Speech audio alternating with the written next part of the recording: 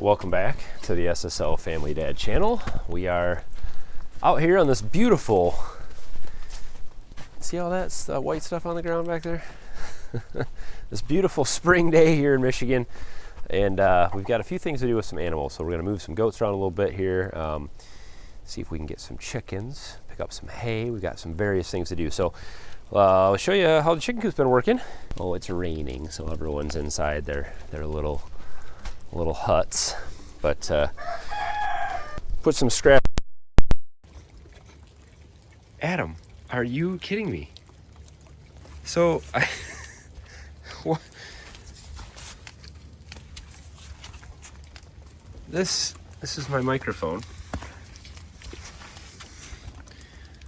While I was wearing it, he chewed it off. I mean, it only took 2 seconds. What, are you gonna chew my pants off now too? Well, the audio won't be as good for this video now, but hey. So a lot of the chickens hang out in here during the day. They come underneath, but they have been getting inside the coop on their own at night, which has been great. So the door closes at, I set it at like 9 o'clock. So they'll see the light, and they've just been flying up here. The little ladder, yeah, Adam just wrecked that and knocked it down every day. So we'll have to rethink that.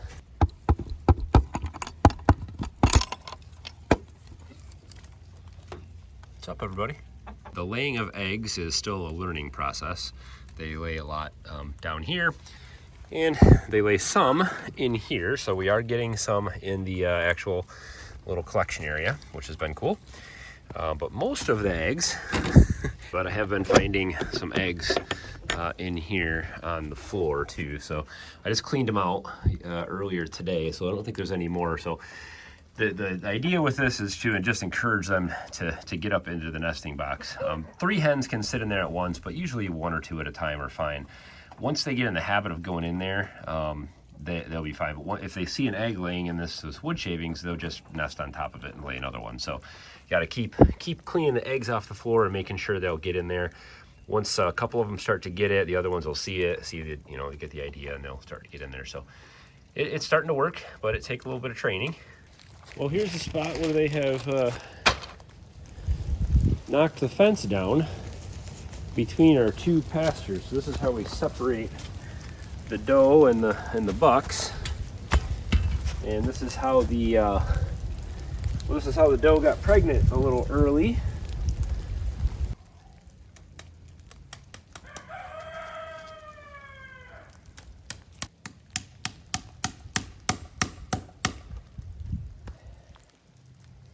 I have to reinforce that. Maybe put some electric wire across the top. That should help.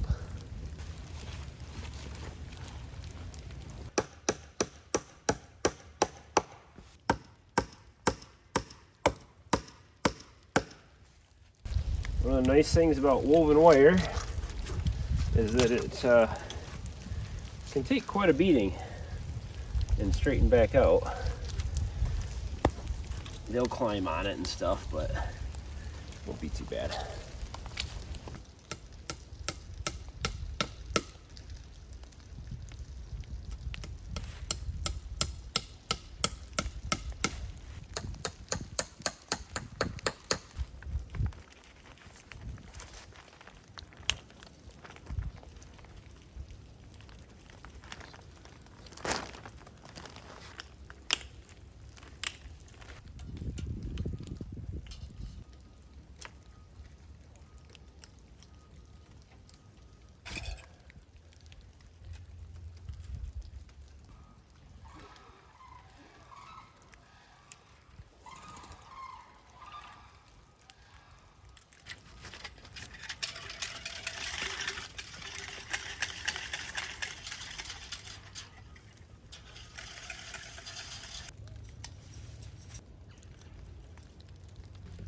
So there's 2 different ways to join wire together. So I've got a piece that had ended here before and now continues on. So this is just a simple method. This is just twisting it. if you wrap this tightly enough with the tool, this is actually not a very good one, but if you use the fencing tool, which I got many years ago, it's a Channel Lock brand fencing tool. I always talk about this thing. So it's got several different grips on it. And if you use that to twist the wire together nice and tightly, this will actually hold quite a bit of tension. Now, if you're really gonna put a puller on this thing and really tension it, then there's another way. I'll show you how I did it on the other side. But this is fine for hand pulled, hand tightened wire, which is all this is. So this is a little better way. So you'll see, notice here, there's an actual fold on the wire. And so I actually took this wire comes and folds back, and this wire comes and folds back. So this is a hard joint. This can't pull apart, it can't stretch, it can't slip. So this is a very secure way of doing it. And then what I did was just wrapped that wire back this way and then folded it back on itself and wrapped it all the way back this way, so that we get nice electrical connection between all the twists here, but then you also get the strength of this fold. So this is kind of the best way to do it, especially if you're going to tension it. This will hold quite a bit of tension. Well, here's Lily and the baby we decided to name Winter, since she survived the winter so well, being the only surviving birth in the cold weather. So how has this been working in here? Well, it's a disaster. She has gotten out. I've tried to rebuild and refortify and glue fencing around and all. So this is a little temporary mothering shelter for those of you who haven't followed along. And she has gotten out in here several times. I've come in here and just found her running around in the garage, probably chewing on all my stuff.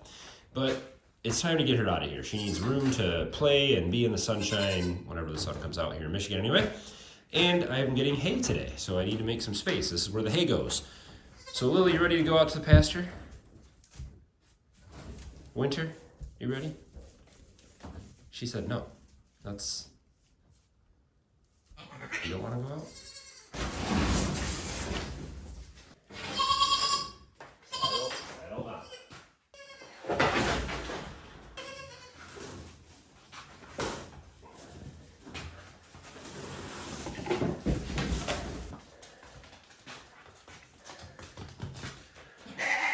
She actually had frostbite on her ears.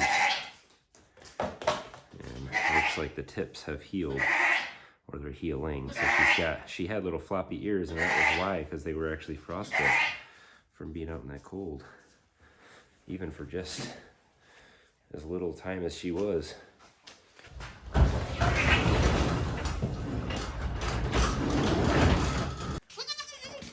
on.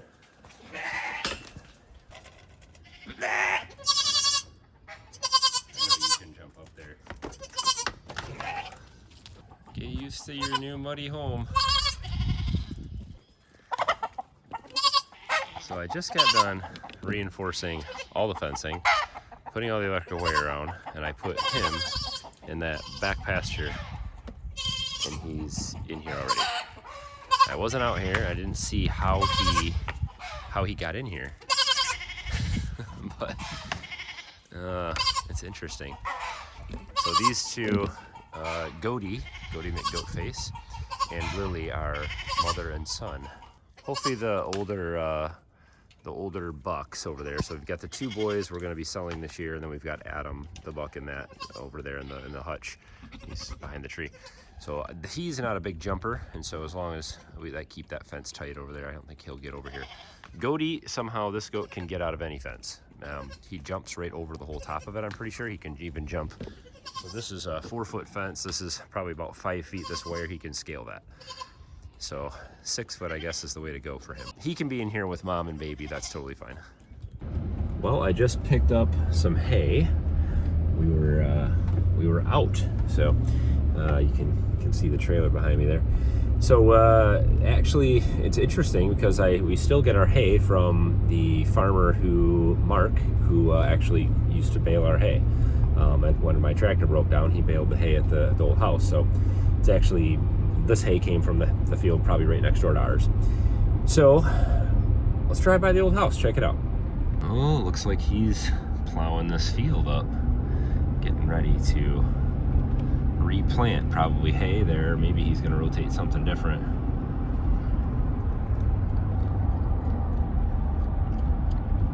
There's the old place. There's a turkey walking around out there. Not much has changed. All right, now we're off to the local farm store. It's the most exciting time of year here at the farm store. We got chickens, trees, all kinds of gardening stuff coming. This is almost always where I source all of our fruit trees from. They've got a lot of new varieties this year, so I'm not gonna get these today, but I plan on picking up maybe 5 or 10 more this year. We get some different varieties. I'd like to get some cherry trees this year also. So we've got ice browns, 50% off. So we have liked our ices. The advantage of this is that they're all female, you know for sure, because they're sex linked. So the color of their feathers determines what sex they are. So these are all females, light colored. So we got some other 50% off. So these are Amber Link, White Leghorns. These are white egg layers, which I've never had. Looks like there must be something else in here too. Well, the manager wanted to get rid of some of those birds, so he gave me a deal. He said if I took the whole tank, every last one of them, that he'd give them to me for $2 a bird. So that was a little more than 50% off on the Isa Browns, because they were actually more than that. So I ended up getting 30 of them instead of the 10 or 15 that I was going to get originally. But that's all right. We'll have lots of chickens. We've got the big coop now. I think we'll be able to fit, I figure we could fit between 30 and 50 in there, and there's going to be about 40 in there once we have all these raised up. So that'll be quite a bit. We should have plenty of eggs the next couple years. But I wonder what the SSL family mom is going to think about me getting 30 chickens. Honey? I bet you got 30. I bet you got 30. That's it. There's 30. Really? 30 Isa Browns, all of them. Oh my gosh, we got all 30 hens. We bought gosh. all of the chickens they had. Oh, Or all the Isas, I mean. Word. So you're happy? Look at how cute they are. I love them. Up. Caleb, look at them. Allie, hey. Caleb, look at it. They're just Allie? like our first original ones, Bloody Mary. You still are getting out. You're so mean. This goat can escape anything.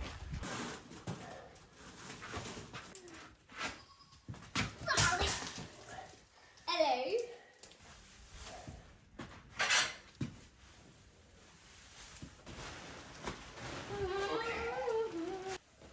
Yeah, we need. Where are the chicken food? Is it up here? It's in the truck.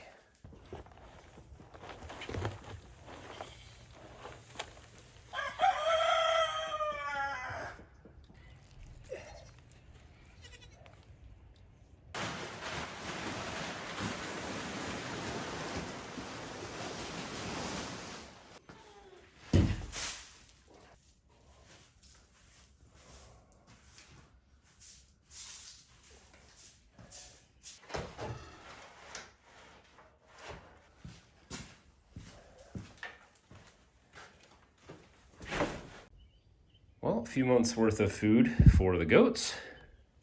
And it doesn't look like it now, but this is future food for us.